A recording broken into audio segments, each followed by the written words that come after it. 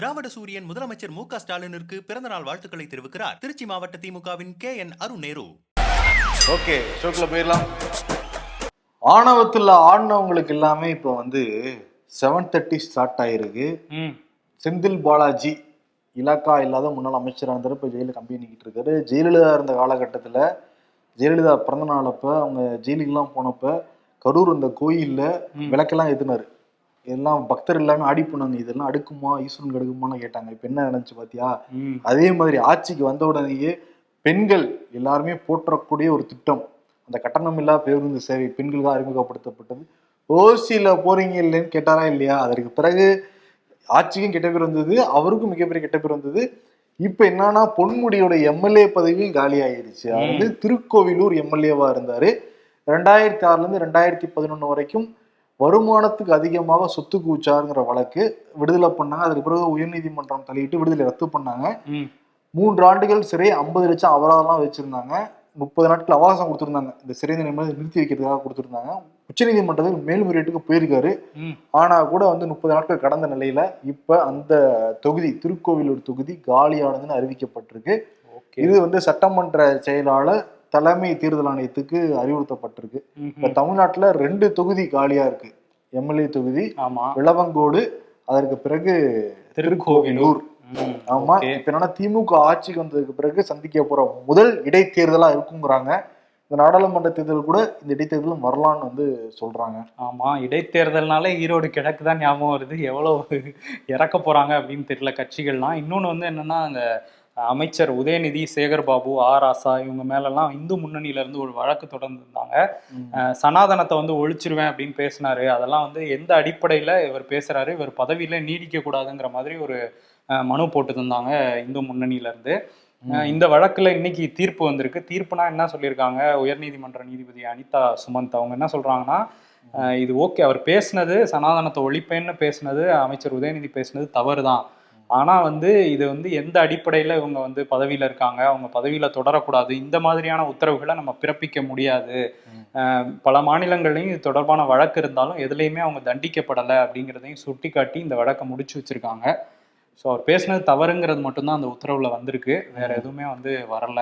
Okay, இவங்க மேல்முறையீடு செய்வாங்களாங்கிறத பொறுத்துட்டு தான் பார்க்கணும் இந்து முன்னணி. ஆமா, இன்னொரு விஷயம் தமிழ்நாட்டில் ஒருத்தர் ஒரு விஷயத்த பேசினாரு. அது இப்போ சலசலப்பாயிருக்கு. என்ன அப்படின்னா, நடிகை நிவேதா பெத்துராஜ் துபாயில் 50 கோடிக்கு வீடு வாங்கி கொடுத்துருக்காரு ஒரு தமிழ் சினிமா நடிகர் அப்படிங்கிற மாதிரி பேசியிருந்தாரு. இதை பற்றி அவங்க நிவேதா பெத்துராஜ் என்ன சொல்கிறாங்கன்னா, ஒரு கண்ணியமான குடும்பத்தில் பிறந்து 16 வயசுலேருந்து நானே சுயமாக சம்பாதிச்சிட்டு இருக்கேன், எதை பற்றியுமே யோசிக்காமல் எந்த ஒரு கிராஸ் வெரிஃபிகேஷனும் இல்லாமல் நீங்கள் பாட்டு போகிற போக்கில் சொல்கிறீங்க, கொஞ்சமாவது மனிதாபிமானத்தோட நடந்துக்கங்க அப்படிங்கிற மாதிரி சொல்லி எங்க குடும்பமே மன உளைச்சல்ல இருக்கு அப்படின்னு சொல்லியிருக்காங்க.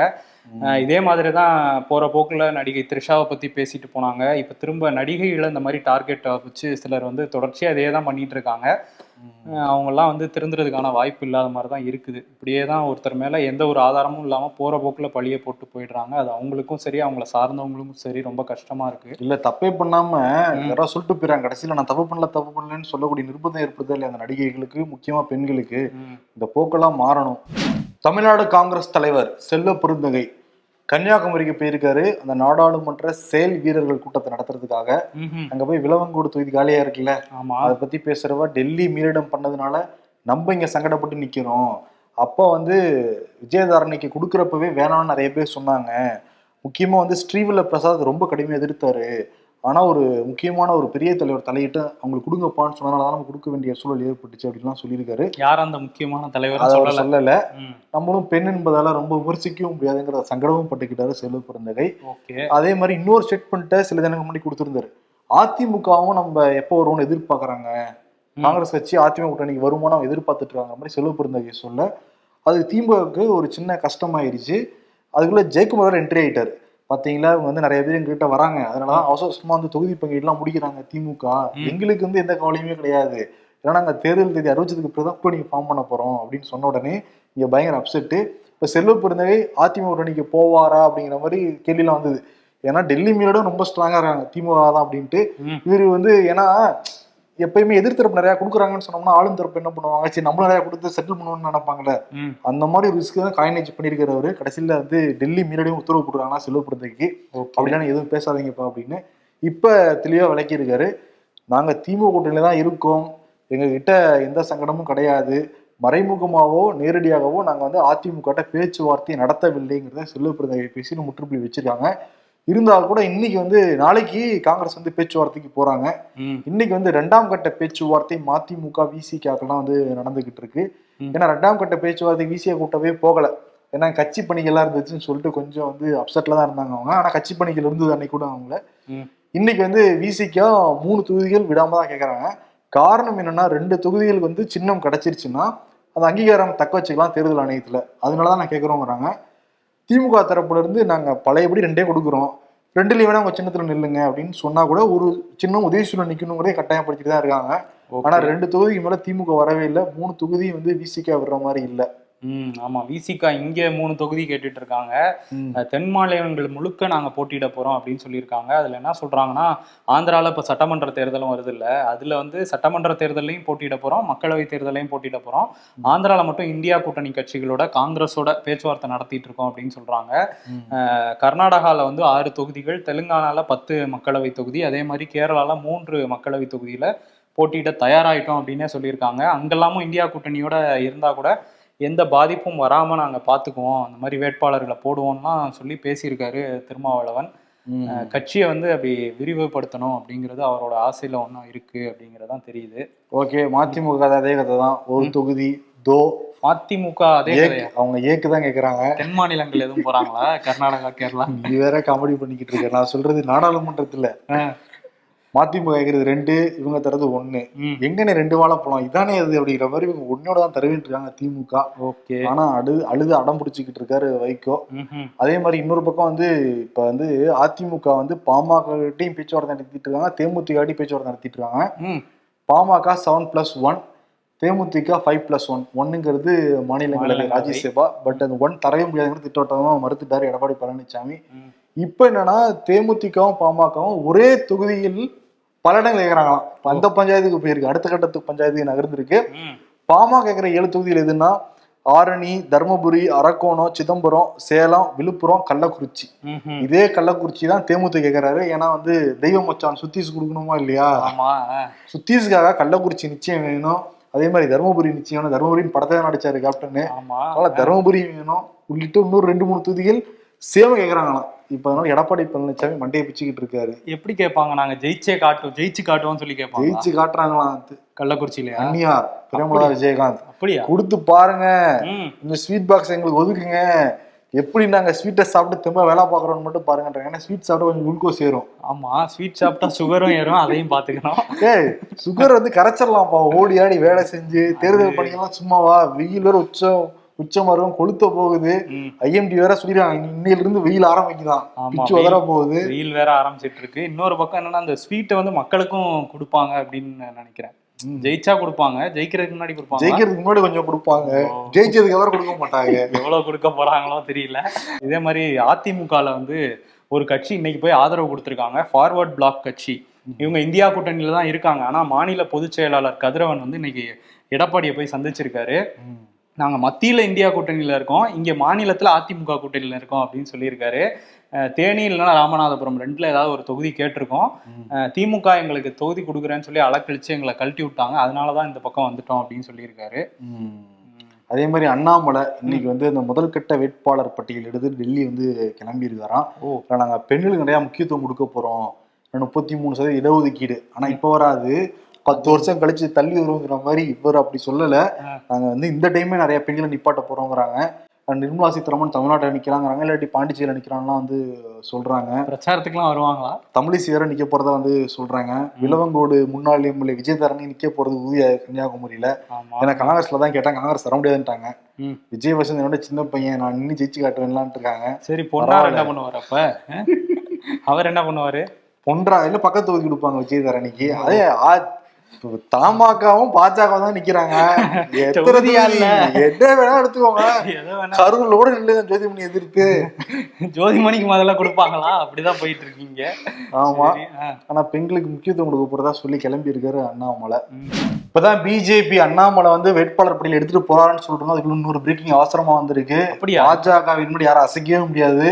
இப்ப திமுக திணற போறாங்க கூட்டணியில. இப்ப என்ன பண்றதுன்னு தெரியாம, ஏன்னா அந்த மாதிரி ஒரு பலம் பொருந்திய கட்சிய இழுத்துட்டாங்க பிஜேபி பக்கம். யாரும் திமுகவா?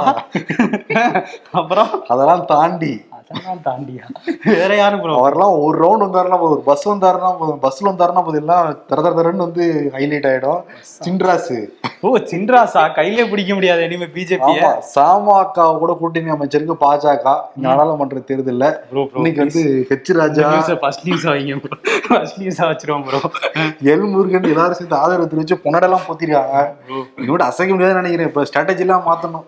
திமுக என்ன பண்ண போறாங்க, கஷ்டம் தான். மத்தியில ஆட்சி அமைச்சிருவாங்கன்னு நினைக்கிறேன். திரும்ப சென்னை உயர்நீதிமன்ற வழக்கறிஞர்கள் வந்து 7வது நாளா உண்ணாவிரத போராட்டத்தை நடத்திட்டு இருக்காங்க ராஜரத்னம் ஸ்டேடியம்ல. என்ன அவங்களோட கோரிக்கைனா, நீண்ட நாளா இங்க இருக்கிற ஒரு கோரிக்கை தான், உயர்நீதிமன்றத்துல வழக்காடு மொழியா தமிழ் இருக்கணும் அப்படிங்கறதான் அவங்களோட கோரிக்கை. இதை ஒட்டி நிறைய வழக்கறிஞர்கள் வந்து உண்ணாவிரத போராட்டத்தில் இருக்காங்க. மதுரை உள்ளிட்ட பல நகரங்கள்லையுமே வந்து அது ஆதரவாக நிறைய சட்டக்கல்லூரி மாணவர்கள்லாம் போராட்டம் நடத்திட்டு இருக்காங்க. இன்னைக்கு வந்து வழக்கறிஞர் பாலு, பாமக வழக்கறிஞர், மூத்த வழக்கறிஞர், அவர் வந்து உயர்நீதிமன்ற தலைமை நீதிபதி அவர்கிட்ட போய் ஒரு முறையீடு வச்சிருக்காரு. நீங்க இதுல வந்து உத்தரவு போடணும், மத்திய அரசு வந்து தமிழை வழக்காடு மொழியா கொண்டு வரணும்னு சொல்லி உத்தரவு போடணும் அப்படின்னு சொல்லி கேட்டிருந்தாரு. ஆனா தலைமை நீதிபதி அவர் என்ன சொல்லிட்டாருன்னா, இல்லை இது வந்து மனிதாபிமான ரீதியாக நான் வந்து புரிஞ்சிக்க முடியுது என்னால் அவங்க உண்ணாவிரதம் இருக்கிறதெல்லாம், ஆனால் சட்ட ரீதியாக எங்களால் எதுவும் பண்ண முடியாது, நீங்கள் தமிழ்நாடு அரசு அணுகுங்க அப்படின்னு சொல்லியிருக்காங்க. இங்கே திமுக கவர்மெண்ட்லேருந்து என்ன சொல்கிறாங்கன்னா, திமுக காலமாக வச்சுக்கிட்டு இருக்க ஒரு விஷயம்தான், மத்திய அரசுக்கிட்டையும் சரி உச்சநீதிமன்றத்துக்கிட்டலாம் எங்களுக்கு கோரிக்கை இருக்குது தமிழ் வழக்காடு மொழின்னு. ஆனால் இப்போதைக்கு நீங்கள் உண்ணாவிரதம் இருக்கிறது நல்லதில்லை, நம்ம போராடுவோம், ஆனால் வந்து உண்ணாவிரதத்தை கைவிடுங்க அப்படின்னு தான் திமுகலேருந்து சொல்லிட்டு இருக்காங்க. இது நீண்ட நாள் கோரிக்கையா இருக்கு, பாப்போம் என்ன பண்றாங்கன்ட்டு. அதே மாதிரி விவசாயிகள் இந்த வேளாண் பொருட்களுக்கு குறைந்தபட்ச ஆதரவு விலை கேட்டு போராட்டம் ஆரம்பிச்சாங்க. போன மாசமே ஆரம்பிச்சாங்க. அதற்கு பிறகு ஒரு 3 கட்ட பேச்சுவார்த்தை முடிஞ்சு அது எல்லாமே தோல்வியில முடிஞ்சிருக்கு. இன்னைக்கு திரும்பவும் ஆரம்பிச்சிருக்காங்க, டெல்லியை நாங்க முற்றிடுக்க போறோம் அப்படின்னு. இப்போ வந்து காவல்துறை, துணை ராணுவம்னு மொத்தமா 70,000 ஃபோர்ஸை நிப்பாட்டிருக்காங்களாம் மத்திய அரசு. விவசாயிகள் யாரும் டெல்லிக்குள்ள வந்துடக்கூடாது அப்படின்னு. அதே மாதிரி மார்ச் 10ஆம் தேதி ரயில் மறியல் போராட்டத்தை அறிவிச்சிருக்காங்க. ரயில் ரோக்கோ அப்படின்னு 4 மணி நேரம் நாங்கள் எல்லா ரயிலையும் நிப்பாட்ட போறோம், இந்தியா முழுவதும் இருக்க எல்லா ரயிலையும் நாங்கள் நிப்பாட்ட போறோம், எங்களுக்கு மக்கள் ஆதரவு கொடுக்கணும், எங்களுடைய நியாயமான கோரிக்கைகளுக்கு நீங்க எல்லாரும் உதவி செய்ய நாங்கள் நம்புறோங்கிற மாதிரி அவங்க வந்து சொல்லியிருக்காங்க. பட் மத்திய அரசுக்கு ஒரு பெரிய தலைவலி தான். ஏன்னா அவங்க வந்து நியாயமான கோரிக்கைகள் தான் வைக்கிறாங்க. இவங்க தான் வாக்குறுதியே கொடுத்தாங்க நாங்கள் பண்ணிடுறோம் அப்படின்ட்டு. பட் ஆட்சியே முடிய போற நேரத்துல அப்படியே கண்டுக்காம இருக்கிறது விவசாயிகளுக்கு பிடிக்காதான். போராட்டம் இப்ப தீவிரம் அடைஞ்சிருக்கு. ஆமா. இன்னொரு விஷயம் வந்து டெல்லியை பத்தி பேசும்போது, இன்னைக்கு டெல்லியில காங்கிரஸோட மத்திய குழு கூட்டம் வந்து நடக்குது. எந்த வேட்பாளர் பட்டியலை நம்ம தயாரிக்கணும், ஏன்னா பாஜக ஆல்ரெடி ரிலீஸ் பண்ணிட்டாங்க, நம்ம தயாரிக்கணும்னு சொல்லிட்டு கார்கே தலைமையில இன்னைக்கு களம் இறங்கியிருக்காங்க. இப்பதான் களம் இறங்கியிருக்காங்க. இல்ல, முன்னாடியே மாநிலத்துல இருந்தெல்லாம் வந்துகிட்டு இருந்துதான் இவங்க எல்லாம் வந்து விருப்பம் தெரிவிச்சிருக்காங்கன்ட்டு. அதெல்லாம் ஒரு ஃபைனலைஸ் பண்றதுக்காக ஒரு கூட்டத்தை போட்டிருக்காங்க. ஆனா அவங்க ஃபைனலைஸ் பண்ணி ரிலீஸே பண்ணிட்டாங்க. இப்ப அந்த பாஜக ரிலீஸ் பண்ண அந்த வேட்பாளர் பட்டியல் இருக்குல்ல, அதுல இன்னொரு சர்ச்சையுமே வெடிச்சிருக்கு. நிருபேந்திர மிஸ்ரா அப்படின்னு ஒரு IAS அதிகாரி இருந்தாரு. அவர் ஓய்வுக்கு பின்னாடி வந்து பிரதமர் அலுவலகத்தோட முதன்மை செயலாளராக இருந்தார். ரொம்ப மோடிக்கு நெருக்கமானவர் அப்படின்னு சொல்கிறாங்க. அவருக்கு வந்து இப்போ இந்த ராமர் கோயில் கட்டினாங்கல்ல, அந்த ட்ரஸ்ட்டை சார்ந்தவங்க என்ன பண்ணியிருக்காங்கன்னா, அவருக்கு இந்த கட்டுமான பிரிவோட தலைவர் நீங்கள் தான் அப்படின்னு சொல்லி பொறுப்பெல்லாம் கொடுத்துருக்காங்க. சொன்ன தேதியில் கரெக்டாக சிலை பிரதிஷ்டை நடக்கிற மாதிரி ஓரளவு கட்டி முடிச்சிட்டாருல, அதை பாராட்டுற வகையில் சாகேத் மிஸ்ரா அவரோட பையன், அவருக்கு வந்து சீட்டு கொடுத்துருக்காங்க பாஜக. இப்போ இது வந்து வாரிசு அரசியல்லாம் பேசுறீங்க, ஒருத்தர் உங்களுக்கு பண்ணி கொடுத்தா அவருக்கு சீட்டு கொடுக்குறீங்கல்லன்ட்டு இதை காங்கிரஸ் எடுத்து பேச ஆரம்பிச்சிருக்காங்க. அது வாரிசு அரசியல் வராது. அப்பா அரசியல்வாதியா இருந்தாலே வாரிசு அரசியல் வராது. அவர் வேற டிபார்ட்மெண்ட் தான் இருக்காரு. இப்போ நீ வந்து ஜெய்சா வந்து வாரிசு அரசியல் ஒத்துக்க மாட்டாங்க. அவரு அமித்ஷா உள்துறை அமைச்சரா இருக்காரு, ஜெய்சா கிரிக்கெட்ல தானே இருக்காரு. ரெண்டுக்கு என்ன சம்பந்தம் கேட்கறாங்க. BCCல அரசியலே இல்லைன்னு சொல்லுவாங்க இவங்க கேட்டா. இன்னொரு விஷயம் என்னன்னா, இதுல இந்த சாகேத் மிஸ்ரா அவரு அப்பா வந்து IAS இல்ல, இவர் IPS. அதுவும் வாரிசுல வராது, வேற டிபார்ட்மெண்ட், அதனால அதுவும் பிரச்சனை இல்லை. இப்போ இவருக்கு வந்து சீட்டு கொடுத்துருக்காங்க. ஓகே. அதே மாதிரி கொல்கத்தாவுடைய உயர்நீதிமன்ற நீதிபதி அபிஜித் சங் கோபத்யாயாவா, சரி, அவர் என்ன பண்ணிருக்காரு, நீதிபதி பதவியை ரிசைன் பண்ணிட்டு நான் பிஜேபியில சேர போறேன்னு கிளம்பியிருக்காங்க. இப்ப திரிணாமுல் காங்கிரஸ் வந்து இவர் வந்து 2020 உயர்நீதிமன்ற நீதிபதியா வந்தாரு. அதுக்கு பிறகு தொடர்ந்து பல வழக்குகளை எங்களுக்கு எதிராக தான் தீர்ப்பு கொடுத்துருக்காரு, அப்புறம் அஜெண்டாவோட தான் அவர் செயல்பட்டு இருக்காரு மாதிரி குற்றச்சாட்டு வைக்கிறாங்க. அதுக்கு இவர் என்ன சொல்றாரு, இல்ல நான் நியாயமா கொடுத்தவரை திரிணாமுல் காங்கிரஸ் ஒம்படுத்திட்டே இருந்தாங்க, அவங்களுக்கு பாடம் கத்து கொடுக்கணும்னு சொல்லிட்டு தான் நான் இறங்குறேன் அரசியல்லையே, அதனாலதான் நான் பிஜேபி சார்பை எடுத்துங்கிறாரு அவரு. ஆமா, ஆனா அந்த ஆசிரியர் முறைகேடு நியமன வழக்குல எல்லாம் கொஞ்சம் ஒரு மாதிரி தீர்ப்பு கொடுத்தாருன்னு அப்பவே சலசலப்பு பண்ணாங்க. தீர்ப்பு கொடுத்துட்டு பேட்டிலாம் கொடுத்துக்கிட்டு இருந்தாரு. ஆமா, கொடுத்துக்கிட்டு இருந்தாரு. இப்ப பிஜேபியில வேற சேர்ந்திருக்காரு. இப்ப சீட்டு கொடுக்கலான்னு சொல்றாங்க அவருக்கு அந்த தொகுதியிலேயே. ஆமா, அங்கேயும் நிறைய 42 தொகுதி இருக்கனால ஏதாவது ஒண்ணு கொடுப்பாங்க. இன்னொரு விஷயம், கொல்கட்டாக்கு இன்னைக்கு பிரதமர் மோடி போயிருக்காரு. அங்க போய் வந்து முதல் முறையா இந்தியாவில் அண்டர் வாட்டர் மெட்ரோ வந்து தொடங்கி வச்சிருக்காரு. ஹூக்லி ரிவருக்கு கீழே 520 மீட்டர் டனல் அமைச்சிருக்காங்க. இது 45 செகண்ட்ல கடக்கக்கூடியது அப்படின்னு சொல்றாங்க. இந்தியாவோட முதல் மெட்ரோவே கொல்கட்டால தான். 1984 ஃபர்ஸ்ட் மெட்ரோ ரயில் வந்தது கொல்கட்டால தான். இப்போ ஃபர்ஸ்ட் அண்டர் வாட்டர் மெட்ரோவும் இந்தியாவுக்கு கொல்கட்டால வந்திருக்கு. வந்துட்டு அங்கே மாணவர்களோட பள்ளி மாணவர்களோட வந்து கலந்துரையாடலாம் ட்ரெயினில் அந்த பேசிகிட்டே போனார். அந்த 45 செகண்டும் பேசிகிட்டே அப்படியே போனார். அவங்க வந்து எப்படி மார்க்கு கிடையாது, காதை கில்லுவாரு அவரு. இல்லை அவங்களாம் எதுவும் கில்லல, நல்லா அப்படியே அவங்களுக்கு அட்வைஸ்லாம் பண்ணிட்டு போனாரு. ஒரு செல்லமா பண்ணுவாருன்னு சொன்னேன். இஸ்ரேல் ஹமாஸ் போர் வந்து 5 மாதங்களாக தொடர்ச்சியாக வந்து நடந்துட்டே இருக்கு. இதுல வந்து காசா பகுதிக்கு ஆதரவு, அதாவது ஹமாஸுக்கு ஆதரவு தெரிவித்து லெபனான்ல இருந்து ஹிஸ்புல்லான்னு ஒரு அமைப்பு வந்து தாக்குதல் நடத்திட்டு இருக்காங்க. அவங்க இஸ்ரேலில் நடத்தின ஒரு தாக்குதலில் கேரளாவை சேர்ந்த நிபின் மேக்ஸ்வெல் அப்படிங்கிற ஒரு இளைஞர் வந்து உயிரிழந்திருக்காரு. அவரோட 2 கேரளாவை சேர்ந்தவங்க வந்து காயமும் அடைஞ்சிருக்காங்க. இதனால இந்திய அரசு வந்து இப்போ பாதுகாப்பாக இருங்க, இஸ்ரேலில் இருக்கவங்கலாம் பாதுகாப்பான இடத்துக்கு போயிடுங்க அப்படின்லாம் அறிவுரை சொல்லிட்டு இருக்காங்க. இந்த போர்னால 2 நாடுகள் பாதிக்கப்பட்டதுன்னு பார்த்தா எல்லா நாட்டை சேர்ந்தவர்களும் பாதிக்கப்பட்டுட்டு தான் இருக்காங்க. சீக்கிரம் முடியணும். அது முன்னாள் அமைச்சர் விஜயபாஸ்கர் அவர் காலை சுற்றி இருக்க வழக்கு தான் இந்த குட்கா ஊழல் வழக்கு. அது வந்து சிபிஐ கையில் எடுத்திருந்தாங்க. இப்போ சிறப்பு நீதிமன்றத்தில் அந்த வழக்கு வந்து வந்துச்சு. இப்போ சிறப்பு நீதிமன்ற நீதிபதி என்ன கேட்டிருக்காருன்னா, நீங்கள் வந்து சிபிஐ எப்போ கேட்டாலும் ஒரே காரணத்தை தான் சொல்கிறீங்க, அதாவது விசாரணைக்கு அனுமதி கிடைக்கலங்கிறதே எவ்வளோ நாளாக சொல்லிகிட்டே இருப்பீங்க, எங்களுக்கு வந்து ரொம்ப அதிருப்தியாக இருக்குது இந்த மாதிரியான விசாரணை நடக்கிறது அப்படின்னு சொல்லிட்டு விசாரணை அதிகாரிகளை நீங்கள் வந்து நேரில் ஆஜர்படுத்துங்கன்னு சிபிஐக்கு வந்து சொல்லியிருக்காங்க. இவங்க வந்து விசாரணைக்கு இங்கே அனுமதி கிடைக்கலங்கிறது தான் தொடர்ச்சியாக சிபிஐ சொல்லிட்டு இருக்காங்க. நம்ம போன ஆட்சியில் புக்கானா இந்த ஆட்சியில் வந்து என்னென்னமோ பொருட்கள்லாம் சொல்கிறாங்க. வந்து கஞ்சா, பின் கொக்கைன்னு ஏதோ பேர் தெரியாதெல்லாம் வந்து பிடிச்சிக்கிட்டு இருக்காங்கல்ல, அதுவும் வந்து கிலோ கணக்கில் 100 கோடிக்கு மேலே தான் போகுது. ராமேஸ்வரத்தில் கூட நேற்று பிடிச்சிருக்காங்க. ஆமாம், அதே மாதிரி நாமக்கலுக்கு வேற வந்திருக்கு ஒரு பார்சலு, போதை பார்சலு. ராமேஸ்வரத்தில் என்னன்னா, இலங்கைக்கு கடல் வழியாக இங்கேருந்து ராமேஸ்வரத்துலேருந்து கடத்துறாங்க அப்படிங்கிற தகவல் கிடைச்சி கடலோர காவல் படையும் வருவாய் புலனாய்வுத்துறையும் கிளம்பி போயிருக்காங்க. போனால் அங்கே 5 மூட்டைகளில் 90 கிலோவுக்கும் அதிகமான ஹாஷிஷ் அப்படின்னு ஒரு போதைப்பொருள் சொல்கிறாங்க. எதுவுமே நம்ம கேள்விப்பட்டதில்லை. இந்த போதைப்பொருள் இது 108 கோடி ரூபா மதிப்பில் உள்ளதை இப்போ பிடிச்சிருக்காங்களாம். இந்த நாமக்கலுக்கு எங்கேருந்து வந்திருக்கு அப்படின்னா, குஜராத் போதை தலைநகரா அப்படிங்கிற டாபிக் அளவுக்கு இருக்குது. ஏன்னா குஜராத்தில் தான் அதிகமாக பிடிச்சிட்டு இருக்காங்க போதைப்பொருள். அங்கேருந்து தான் பல மாநிலங்களுக்கும் வந்து சப்ளை போயிட்டுருக்கு. இப்போ தமிழ்நாட்டுக்கும் அங்கேருந்து வருது அப்படிங்கிறத கண்டுபிடிச்சிருக்காங்க. நாமக்கல்லில் பள்ளிப்பாளையம் அந்த பகுதிக்கு கொரியர் மூலமாக போதை மாத்திரைகள்லாம் அங்கேருந்து அனுப்பிச்சிருக்காங்க. ஒரு 9200 மாத்திரைகளை வந்து கண்டுபிடிச்சிருக்காங்க. இந்த மாதிரி இது மாநிலம் முழுக்க பரவிட்டு இருக்கு அப்படிங்கிறது தான் தெரியுது. இதில் வந்து சு வெங்கடேசன் தொடர்ச்சியாக கேள்வி எழுப்பிட்டு இருந்தார் நாடாளுமன்றத்தில். அதானியோட அந்த முந்திரா போர்ட்ல இருந்து தான் நிறைய போதைப் பொருள் வந்துட்டு இருக்கு, இதை பற்றி ஏதாவது சொல்லுங்கன்னா ஆளும் அமைச்சர்கள், மத்திய அமைச்சர்கள் யாருமே வாயே திறக்கல நாடாளுமன்றத்தில். பட் இங்க இருக்கிற தமிழ்நாட்டு அமைச்சர், சட்டத்துறை அமைச்சர் ரகுபதி நிறைய கேள்விகள் அனுப்பியிருக்காரு. குஜராத்ல இருந்தா எல்லா இடங்களும் வருது, அதை பத்தி அண்ணாமலையோ பிரதமர் மோடியோ வாய் திறக்கவே மாட்டேங்கிறாங்க. தமிழ்நாட்டை வந்து குறி வச்சு பேசுறாங்க. தமிழ்நாட்டுக்கு வருதுன்னா அது காரணமும் வந்து மத்திய அரசு செயல்படாதனால தானே தமிழ்நாட்டுக்கே வருது. அவங்க முதல்ல தடுத்து நிப்பாட்டணும். பாருங்க, பாஜக கன்னியாகுமரியில 13 பேர் இதே போதை வழக்குல 23 கேஸ் இருக்கு அவங்க மேல அப்படின்னு சொல்லிட்டு அந்த 13 பேரையும் படிச்சு காட்டினாரு. அவங்க 13 பேருக்கும் பொறுப்பும் போட்டுருக்காங்க பிஜேபி. ஆனா குறை எங்க மேல தேவையில்லாம சொல்லிட்டு இருக்காங்கன்னு சொல்றாங்க. இதெல்லாம் தாண்டி மிக முக்கியமான ஒரு செய்தி, தமிழ்நாட்டையும் பாண்டிச்சேரியும் கடந்த 2 தினங்களாக ரொம்ப வந்து உலுக்கி எடுத்துக்கிட்டு இருக்கிற விஷயம். டீட்டெயிலாக பேசணும் தான் நம்ம வந்து கொஞ்சம் டைம் எடுத்து நம்ம வந்து பேசுறோம். நிச்சயம் இந்த மாதிரி சம்பவங்கள்லாம் இந்த காலகட்டத்தில் நடக்குதான்னு கேட்குறப்ப நமக்கு வந்து ரொம்ப நெஞ்சம்தான் பொறுக்கவே மாட்டேங்குது. பாண்டிச்சேரியில் முத்தையால்பேட்டை சோலை நகரை சேர்ந்தவங்க ஒரு ஆட்டோ டிரைவர், அவங்க தம்பதி. அவங்களுக்கு வந்து 2 மகள்கள். 2வது மகள் வந்து 9 வயசு ஆகுது, 5வது வந்து படிச்சுக்கிட்டு இருந்தாங்க. அவங்க அப்பா அம்மா 2 பேரும் வேலைக்கு போகிறதுனால அந்த ஏரியாவில் எப்பயுமே எல்லார் வீட்லையும் சகஜமாக வந்து விளையாடுவாங்களாம், பேசுவாங்களாம். அவங்க வீட்டில் போய் நிறைய வீட்டிலலாம் பக்கத்து வீடு தானே எல்லாம் பார்த்துப்பாங்களே சேர்ந்து. அந்த நம்பிக்கை அடிப்படையில் பெட்ரோல் வந்து விட்டுட்டு போயிருக்காங்க. 2ஆம் தேதி பெட்ரோல் வீட்டு வந்து பார்க்குறாங்க, அந்த பொண்ணை காணோம், அந்த சிறுமி வந்து காணோம். உடனே காவல் நிலையத்தில் வந்து புகார் கொடுக்குறாங்க. காவல்துறையும் வந்து 5 தனிப்படை அமைச்சு தேடுறாங்க. அந்த 100 மீட்டர் தாண்டி அந்த பொண்ணு எங்கேயும் வரவும் இல்லை. அதனால அந்த ஏரியாவை சுற்றி எல்லாருடைய ஃப்ரிட்ஜு எல்லார் வீட்லேயும் எல்லாத்தையும் செக் பண்ணுறாங்க. எங்கேயும் வந்து துப்பு கிடைக்கவே கிடையாது. அதற்கு பிறகு ரயில்வே ஸ்டேஷன், பஸ் ஸ்டாண்ட் எல்லாத்தையும் தேடுறாங்க, எங்கேயுமே இல்லை. இப்போ வந்து நேற்று மத்தியானம் 3 மணி அளவில் ஒரு கழிவுநீர் சாக்கடையில் அந்த சிறுமி வந்து கை கால்கள் கட்டப்பட்டு அந்த சாக்கடையில் வந்து தூக்கி வீசப்பட்டிருக்காங்க.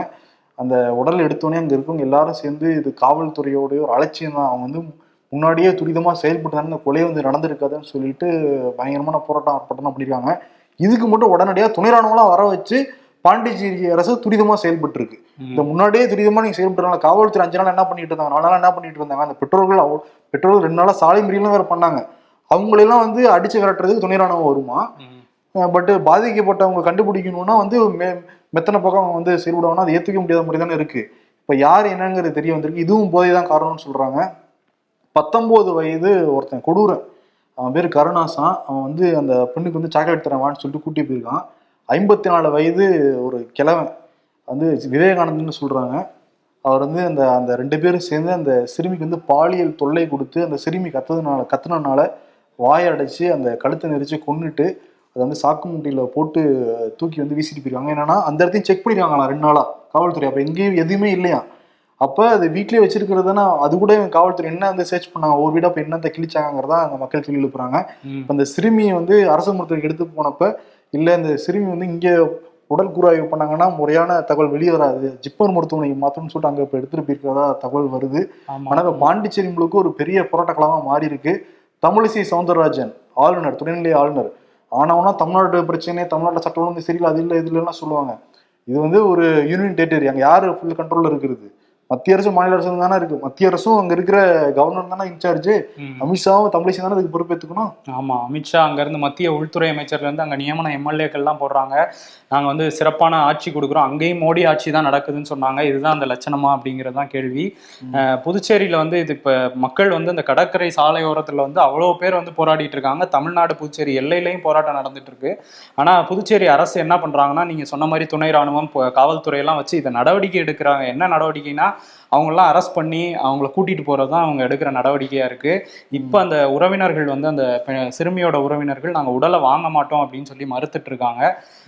ஆனா வந்து அங்க இந்த உள்துறை அமைச்சர், அங்க மாநிலத்துக்கு உள்துறை அமைச்சரா இருக்காரு ஒருத்தர் நமச்சிவாயம் சொல்லிட்டு, அவர் கண்ட்ரோல்ல தான் இருக்கு, என்ன ரங்கசாமிக்கு இணையா அவர் வந்து வச்சிருக்காரு கண்ட்ரோல்னு சொல்றாங்க. இவங்கெல்லாம் சேர்ந்து போய் அங்க போய் ஆறுதல்லாம் தெரிவிச்சு அந்த சிறுமியோட குடும்பத்துக்கு 20 லட்சம் ரூபாய் இழப்பீடு கொடுத்துருக்காங்களே தவிர அவங்களோட மெத்தனத்துக்கு எந்த ஒரு விளக்கமே அவங்களால சொல்லவும் முடியாது. இதுக்கப்புறமும் வந்து அவங்கள வந்து கடுமையான தண்டனை கொடுக்கணுங்கிறதான் போராடுறவங்களோட கோரிக்கை. என்னன்னா காவல்துறை முன்னாடியே இளைஞர் கையில நம்மளே படிக்க சொல்லிட்டு இருக்கோம். சென்னையிலும் சரி பல்வேறு மாவட்டங்கள கிராமம் வரைக்கும் இந்த போதைப் பொருள் ஊடுருவி இருக்குங்கிறோம். அதேதான் பாண்டிச்சேரி தமிழ்நாட்டுடைய ஒரு பகுதியை தானே பாக்குறோம் நம்ம எல்லாமே. அங்கேயும் இளைஞர்கள் கையில, பள்ளி மாணவர்கள், கல்லூரி எல்லா கையிலும் இந்த கஞ்சா புழக்கங்கிறது என்னென்னமோ பேர் சொல்றதெல்லாம் இருக்கு.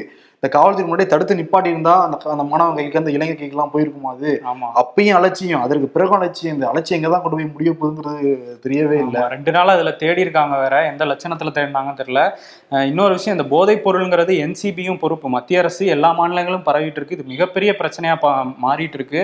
பெண்களுக்கு, குழந்தைகளுக்கு யாருக்குமே இந்த போதைப் பொருள்னால ஒரு பாதுகாப்பு இல்லாத ஒரு நாடா வந்து இந்தியா மாறிட்டு இருக்கா அப்படிங்கிற கேள்வியே நமக்கு வருது.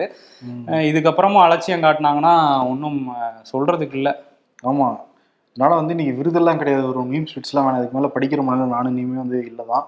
அதனால இது விருதெல்லாம் கிடையாது, அவங்கள நம்ம நெஞ்சு பொறுக்கிறதே இல்லை. அதே தான் அவங்களும் கேட்குறோம். நீ எல்லாம் அரசியல் அதை வந்து மாற்றிட்டு தான் இருக்காங்க. 2 கட்சியும் சரி, இந்த பிஜேபியும் சரி, அங்கே இருக்கிற என்ஆர் காங்கிரஸும் சரி.